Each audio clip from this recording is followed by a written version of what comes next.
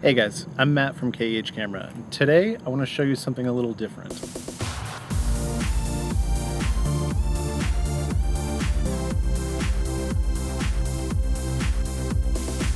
This is the Nikon Coolpix L830, a digital point and shoot camera that can be picked up for under $60. This one's a bargain grade.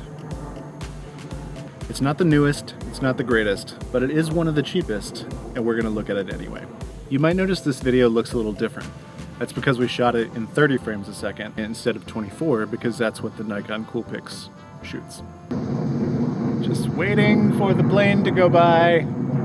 Released in 2014 for about $300 new, this camera has a 16 megapixel sensor inside.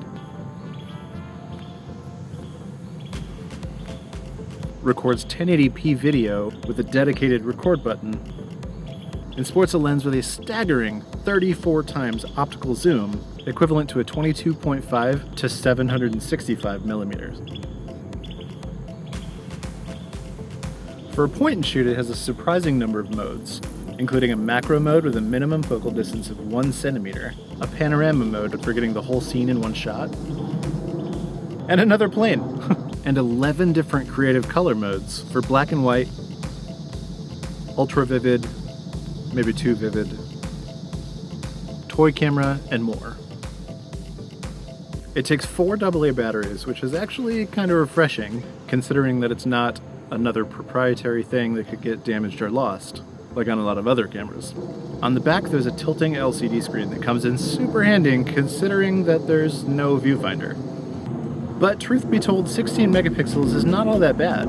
However, the small sensor of this thing does tend to have a bias toward brightly lit images. The sensor just isn't made for low light and starts to get grainy and desaturated right around 400 ISO. The video quality is pretty interesting though. Like I mentioned earlier, there's no option for 24p, so you're not going to get that smooth cinematic look. However, it does shoot 1080p in 30 frames a second, and I've shot most of this video in that mode. As you can see, it gives everything kind of a 90s camcorder look due to the frame rate and the artifacting, which, I mean, the 90s weren't so bad, right? Additionally, there is a mode for 1080p in 60 frames a second, but it's interlaced, so you're not going to look as clean as you might expect when you slow it down to half speed. That being said, for under $60, this thing is pretty awesome. The motorized servo zoom with 2 rocker switches is a nice touch. And despite being so compact, the grip is actually surprisingly sturdy. The flip screen is nice, but it doesn't turn all the way around, which makes it hard to take selfies or do video blogging. But what can you say? It's cheap. It would make a great stocking stuffer, travel camera, or something to get a junior photographer who's looking to learn. No matter what you're looking for, we've got something for every budget at kh.com.